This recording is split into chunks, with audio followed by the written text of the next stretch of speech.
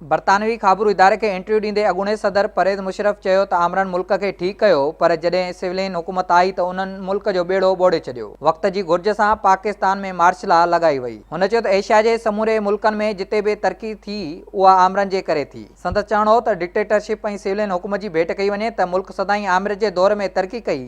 पाकिस्तान में फ़ौज मुल्क खे पटड़ीअ ते आणे थी ऐं सिविलियन हुकूमत अची उन खे पटड़ीअ तां लाहे छॾे थी। परवेज़ मुशर्रफ चयो त हुकूमत खे हटाइण जो अख़्तियार अवाम वटि हुजणु घुर्जे, पर पाकिस्तान में हालतूं मुख़्तलिफ़ आहिनि। अवाम पाण फ़ौज वटि अची चवे थो त संदन जान छॾाई वञे। हुन चयो त माण्हू संदन वटि अची चवंदा हुआ त सिविलियन हुकूमत मां जान छॾाई वञे ऐं हुन अवाम जे मुतालबे ते ई इक़्तिदार ते कब्ज़ो कयो हो।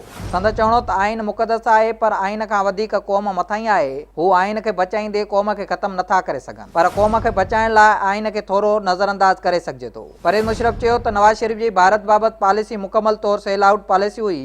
भारत बलोचिस्तान में मुदाख़लत करे रहियो आहे ऐं जेकॾहिं को पाकिस्तान खे न मञींदो या बका ख़िलाफ़ हूंदो उनखे मारणु घुर्जे। हुन चयो त पाकिस्तान टोड़ण में फ़ौज न पर ज़ुल्फ़िकार अली भुट्टो जो बि ॾोहो हो, जंहिंमें कुझु इल्ज़ाम जनरल यहया ते बि अचे थो, पर अयूब खान जे 10 सालनि जे हुकूमती दौर में मुल्क तरक़ी जा रिकॉर्ड क़ाइमु कया। संदसि चवणो त ज़ियालत जो दौर तकरारी हो ऐं हुन मुल्क खे मज़हबी इंतहा पसंदी ॾांहुं धिकियो। हुन अहिड़ो रस्तो अख़्तियार कयो जंहिंजो असरु अॼु ताईं मुल्क ते आहे, पर ज़ियालत तालिबान ऐं अमेरिका जी मदद करे सोवियत यूनियन ख़िलाफ़ जेको कयो सही हो। परवेज़ मुशर्रफ चयो त हू फ़ौज जो सरबराह रही चुको आहे। खेनि यकीन आहे त फ़ौज साणुसि गॾु आहे। आर्टिकल 6 जो केस दुरुस्त न आहे।